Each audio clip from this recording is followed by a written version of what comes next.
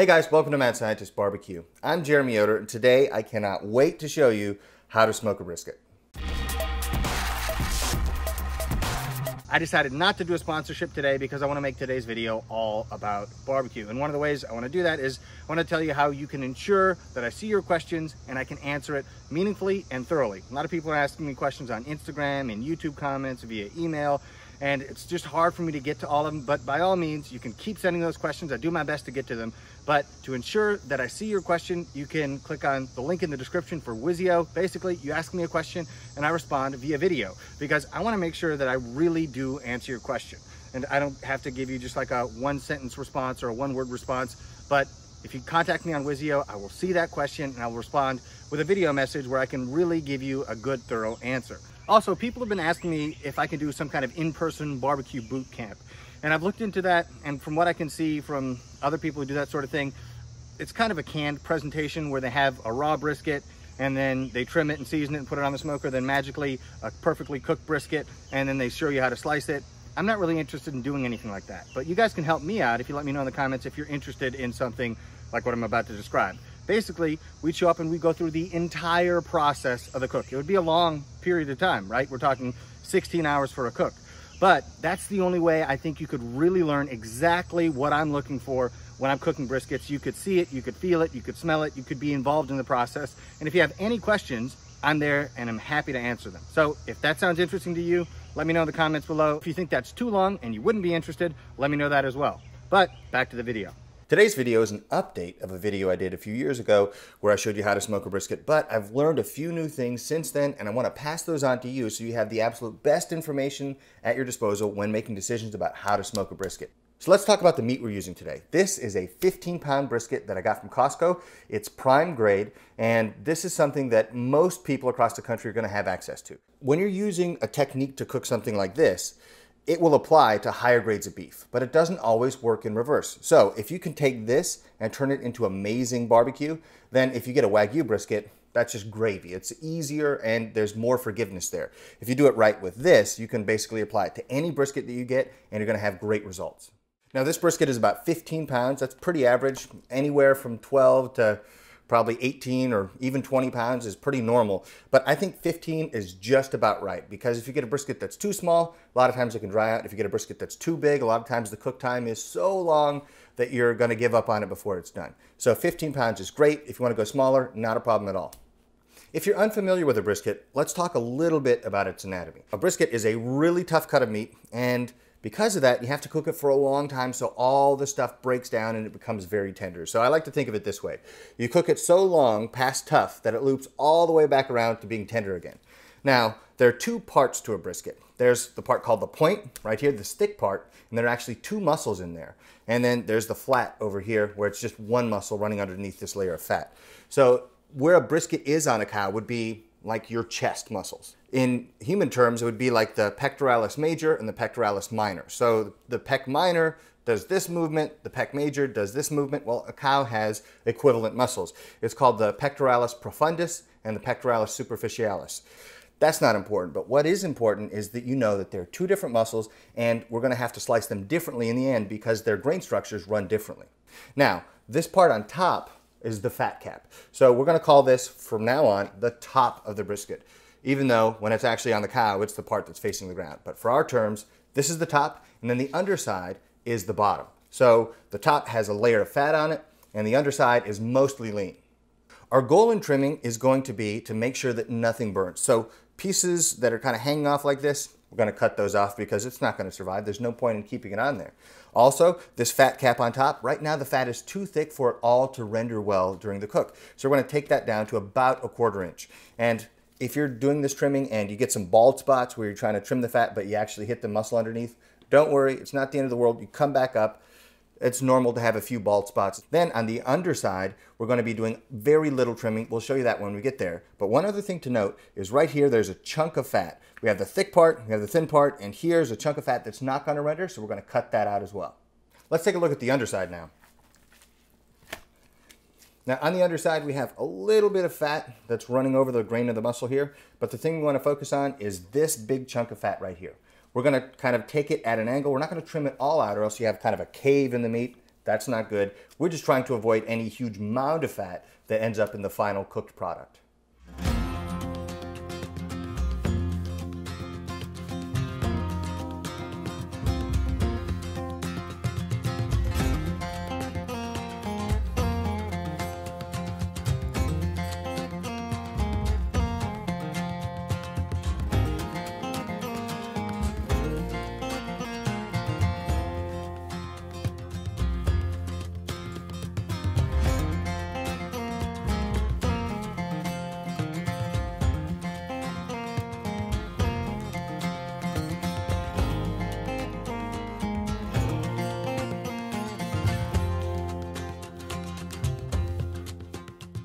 Now, two important things. The first is we're going to actually cut off some of the meat. So this is going to be painful to some of you, but it will end up with a better product after you've put in all the work. So it's worth it. And what we're going to do is we're going to take some of this flat where it's really thin and cut it off. The rule I use is if the meat is thicker than the width of my thumb, it can stay. If it's not, it goes. So on this brisket, we're probably going to have to make a cut that looks something like this. So this corner is all going to be gone. The reason we want thicker meat is because that way it will survive the cook. If it's too thin, it'll dry out and not be good. And it's not worth taking the time to cook it all if it's not going to end up being something that you want. Instead, you can take this off and use it for burgers or use it for sausage or some other purpose where it'll be, you know, something that tastes good rather than something that just gets wasted. And then the other thing we're going to do is if you're a beginner to cooking brisket and you're afraid that when this is cooked, you're not going to know which way to start slicing it, what you can do is on this thin end, you can make a cut like this so that you know, oh, that flat spot, that's where I start cutting. Because at the end, we got to slice this thing up. And if you slice it incorrectly, you got a big problem on your hands.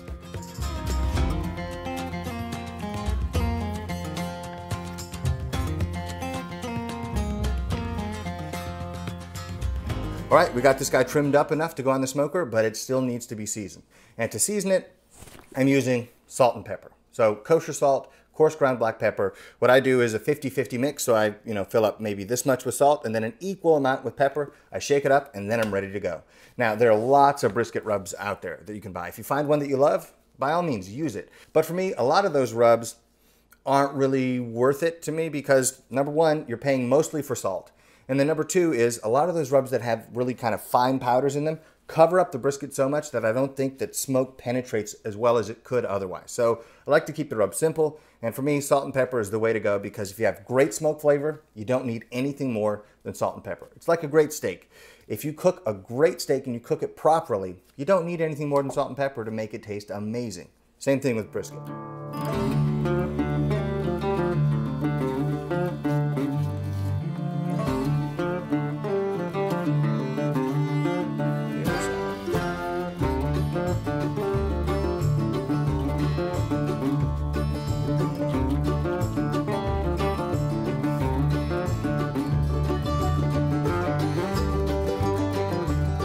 At this point, we have a nice even coat of rub on here and we're ready to put this on the smoker.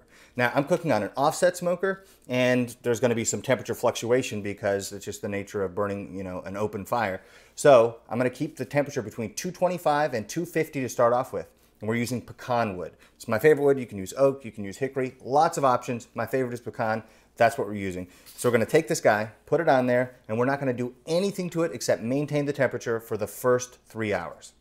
So putting it on, we're going to go thick side toward the fire, and we're going to go fat side up.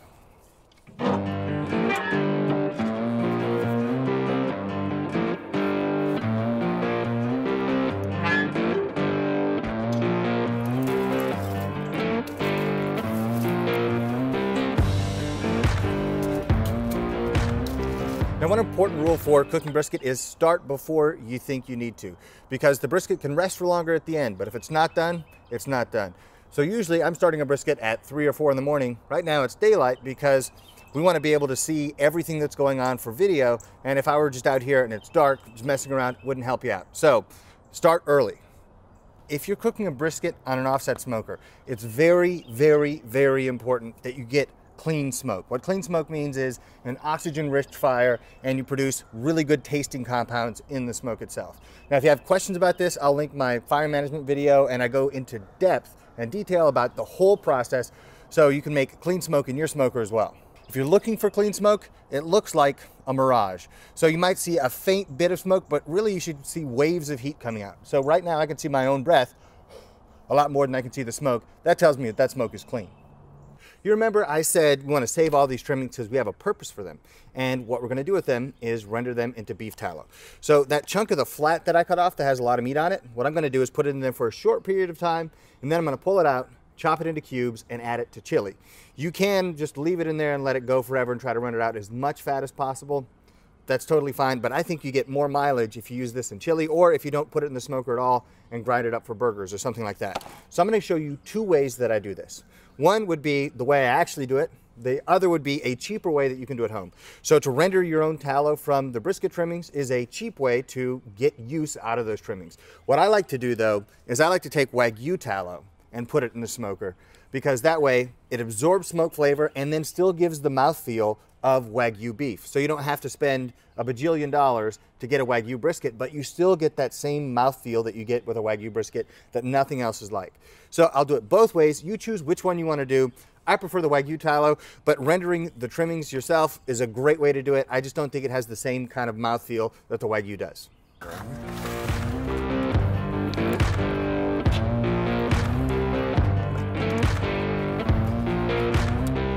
So I would suggest you save this container, because what I do is I smoke this Wagyu tallow and then I'll use some of it for the brisket, and then once it's cooled I put it back in the container, and then I use it whenever I want to sear a steak, or if I'm putting Wagyu tallow on anything else. I get smoke flavor from the tallow that I smoked, but I don't have to go through the trouble of firing up the smoker and doing a long cook. There we go. So we're going to leave the trimmings in there, and we're going to leave the tallow in there for a long time to absorb lots of smoke flavor. The tallow, when it's done, we're just going to take it out, let it cool, put it back in the container, use it whenever we want. The trimmings, we're going to have to filter those out. I'm going to show you how to do that in a few hours.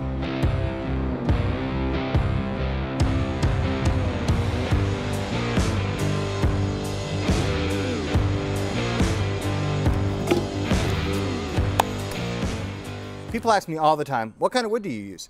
Well, I'd usually tell them I use pecan and oak, but really more important than the specific kind of wood you're using is that you're using the right size of wood. So I take time to split down the chunks so that they burn cleanly when I put them on the fire, so I don't have a bunch of white smoke coming out of the stack. And when you have clean smoke, you produce far better flavor. So something like this would be appropriate for this backyard size smoker.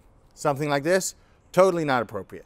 It would sit there, smolder, produce a bunch of gross white smoke, and then your brisket would taste bitter. And if you put in 12, 14, 16 hours to cook a brisket, you don't want it to taste bitter. You want it to taste really good. So this size is what you need.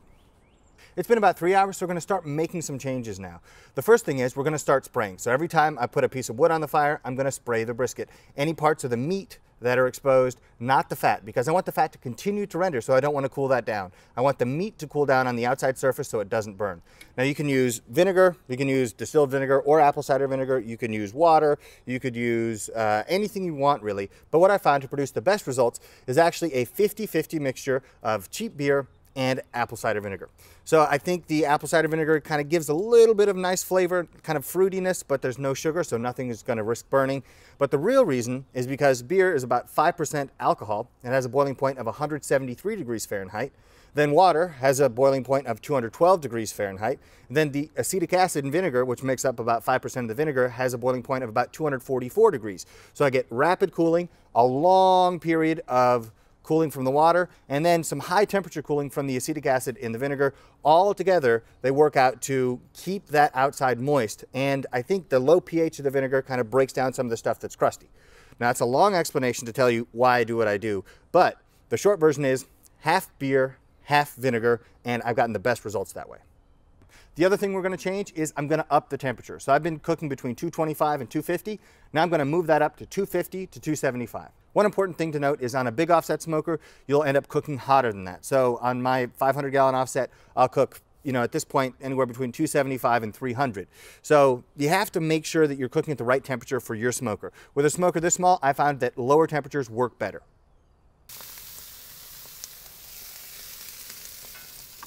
If you look at our trimmings, they're starting to render down, so they're still not rendered the way we need it to, but they're starting to liquefy, and so we need several more hours for that to happen. The tallow itself is already all liquid and it's absorbing smoke, so that's a good sign. You can also infuse this with herbs and spices if you so choose, but I like the simplicity of the tallow and smoke.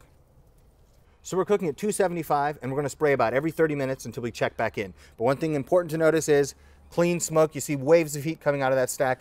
That's what you want to achieve great flavor instead of the billowing white smoke. Keep it clean until you wrap.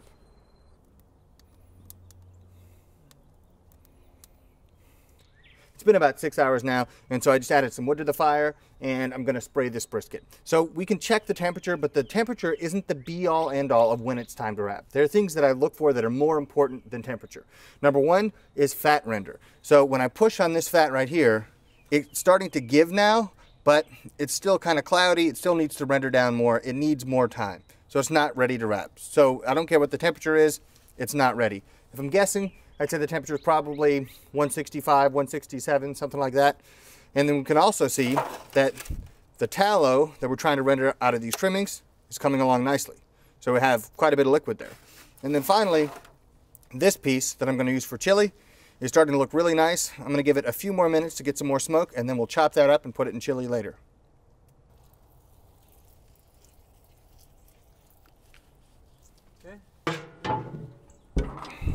If you're cooking a brisket for the first time, you might be asking yourself, well, how do I know when to wrap? Because that is really a difficult question if you've never done it before, you don't have a lot of experience. So I'm going to give you the 5 things that I look for before I wrap a brisket. Number 1 is evaporation. So the conventional wisdom on wrapping is you take a brisket, you're cooking it until you hit 165. When the temperature stops changing, then you wrap it up, and then you finish it off to about 203 degrees. Now, if your goal is to finish a brisket as soon as possible, then yes, that's the right move. But if your goal is to make the best brisket possible, that is the wrong move. What you actually want is a lot of that water to evaporate away because it concentrates the flavor, and for some reason, I don't have an explanation for this, it seems to make the brisket more tender in the end. The second thing I look for is color. So if I look at a brisket and it's got a nice dark color, that tells me there's lots of smoke flavor on that thing. It's gonna taste incredible. The third thing I look for is bark. So I want that kind of a little bit of crustiness on the outside of the brisket, because when you wrap it, there's going to be a lot of water vapor that gets trapped in the wrap, and it's going to soften up that bark. So what you want to do is cook the brisket so you have bark a little bit crunchier than you would normally want it in the end, because after you wrap it, it softens up to just the right level. The fourth thing that I look for is fat render, and this is a crucial one. So the fat layer on top, you should be able to poke it, it gives way, and then you see kind of a translucent yellow color. It shouldn't really be cloudy anymore. That tells you that the fat has rendered properly, and it's not going to be chewy, and for some reason, it makes the whole brisket seem more moist. And then fifth and finally is temperature. That's the last thing I look for. It's just kind of a mental check for me, because if all those other 4 components are there, the temperature shouldn't really matter that much. And so I'll usually check just out of curiosity. It's not the main thing that I look for. Out of those 5 things, it's the least important. At this point, we're 8 hours in, and so what I want to do is I want to check on that brisket, see if it's ready to wrap, and then I also want to check on those beef trimmings to see if we've got enough tallow that we can get that ready. And then I'm also going to take out that Wagyu beef tallow, because I don't want it to be super scalding hot when I add it to the brisket, because I want to be able to spread it as like a semi-solid so that I get the kind of coverage that I want.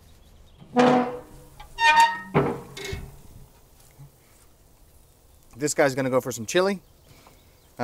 We see that we've rendered quite a bit of fat out of those trimmings at this point. I'm going to show you what to do with those. And then let's check this. Right now we have good color, but the fat just isn't wanting to give quite enough yet. So we've got to render the fat more. So we're going to give it some more time, and hopefully it'll probably be able to get wrapped in, I don't know, 30 or 45 minutes. You see it's starting to render, starting to squirt out juice when I poke it.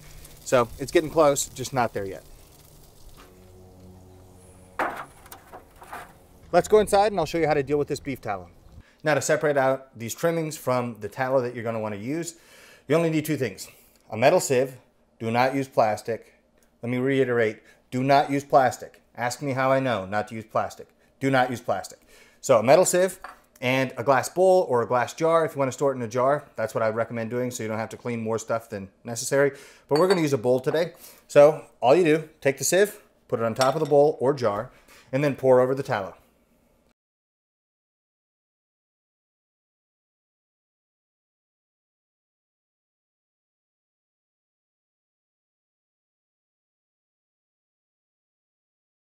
And then right here, you have beautiful smoked beef tallow.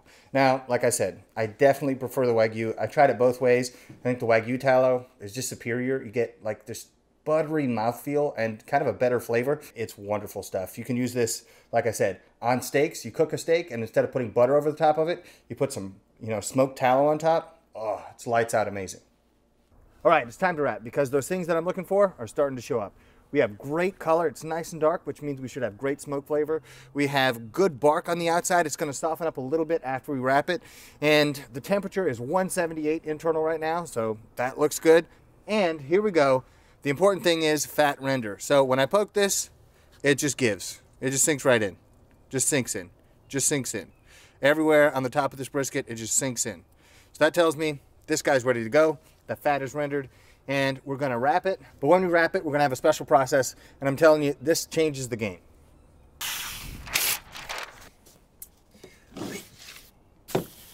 So to get this paper ready to wrap the brisket, I'm going to take this smoked Wagyu tallow and put it on the paper so the meat side sits on top of that.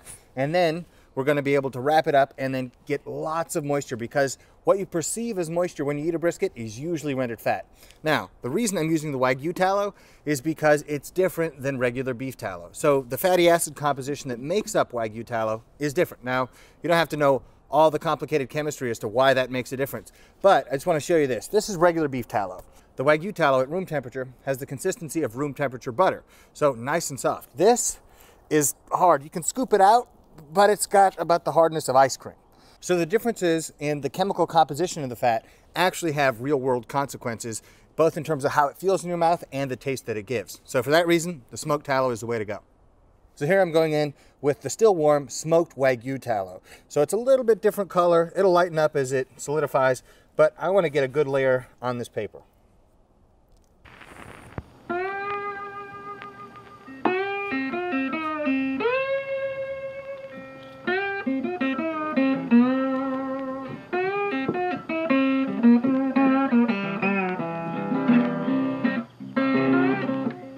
I found that spreading around like pizza sauce works best. So, meat side on the tallow. We don't need tallow on this side because guess what? It's already got lots of rendered fat. So now, let's wrap it.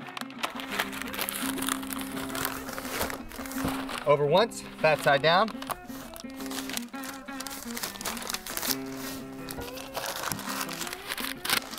Fat side down again. And then finally, fat side back up. We're going to put it back on the smoker this way.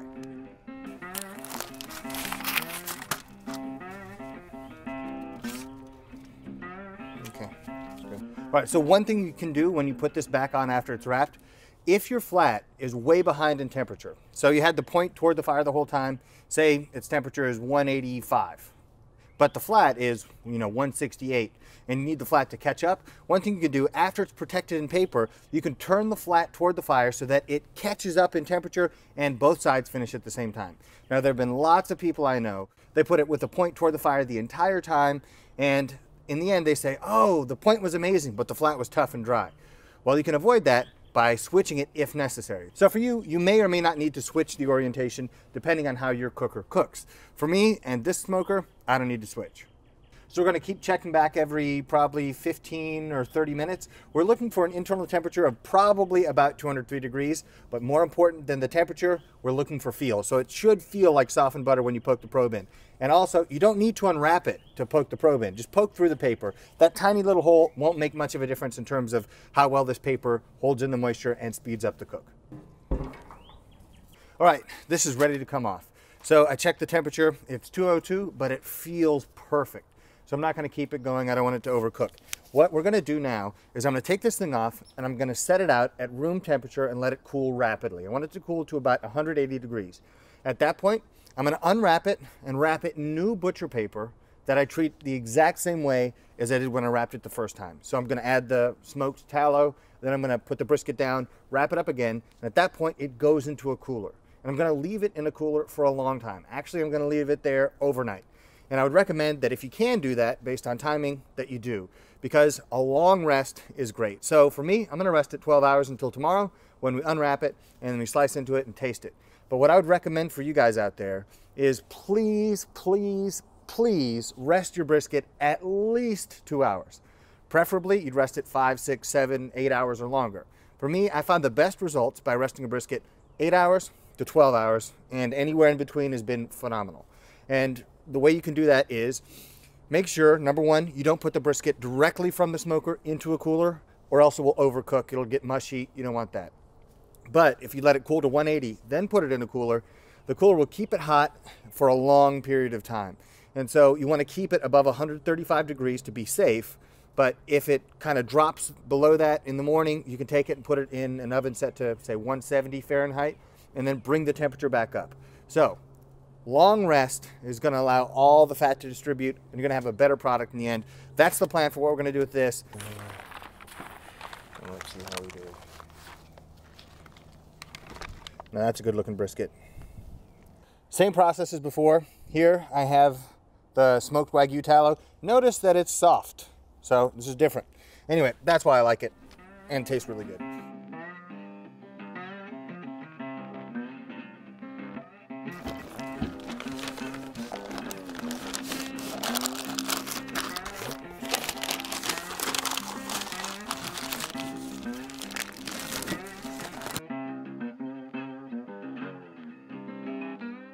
The aroma of brisket is filling the kitchen right now. We've let this thing rest for 12 hours, and I would recommend anywhere from 8 to 12 hours as being ideal. Now, you could rest it as short a time as 5 hours, or maybe even push it as long as 17 without really dropping in quality. But what you need to do is time it so that it works for you. So for instance, if you have a barbecue get together at noon on Saturday, then you could cook the day before, pull the brisket off at midnight the night before, then let it rest. And then say you wake up at 7 or 8 a.m., then go take your thermometer, check the brisket. If it needs to warm up a little bit, put it in the oven and bring it back up to a nice holding temperature that's safe. So that way you can prolong the rest to suit your needs and keep it at a safe temperature. Now, let's unwrap it and take a look.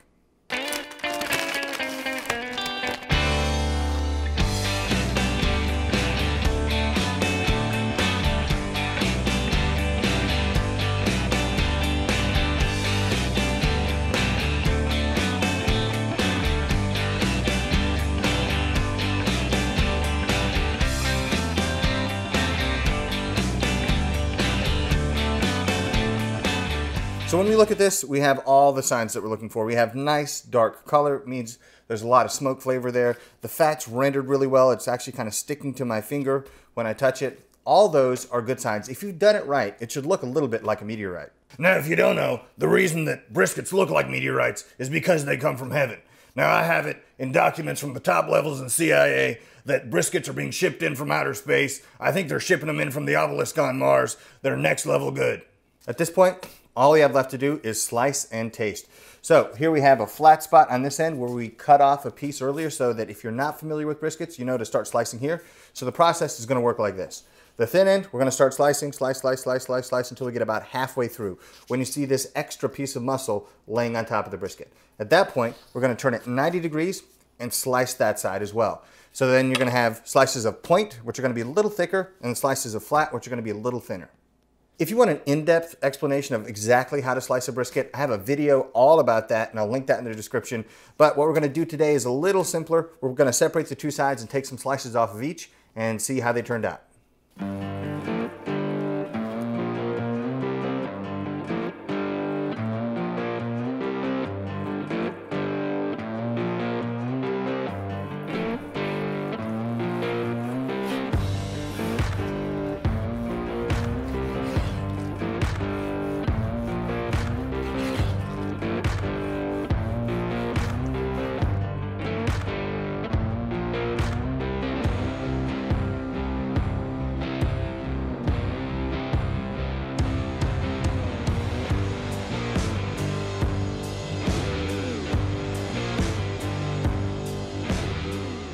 This flap right here, a lot of people trim it off. I like to leave it on because I like to take that and I treat it carefully and turn it into burn ends, because it can burn on the cooker during the course of the cook, but if you're careful, it won't burn, and they make the most magically delicious bites of barbecue you will ever taste.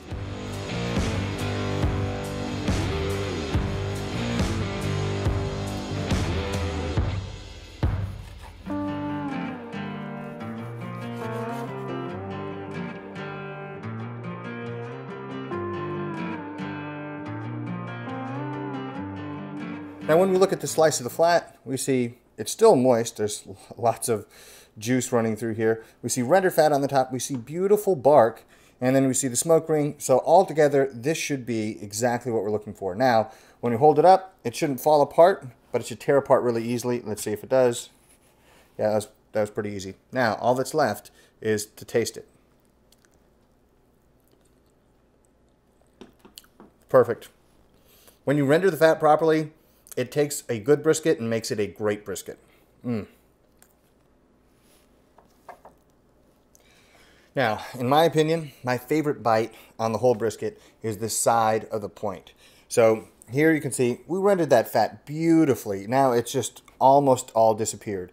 And then this, a lot of pink in there from the smoke, and there's a lot of intramuscular fat. So when I squeeze this, all that juice starts to come out. This is going to be an incredibly moist, smoky, and tender piece of meat. So if there's one bite on a brisket I'm having, it's going to be this.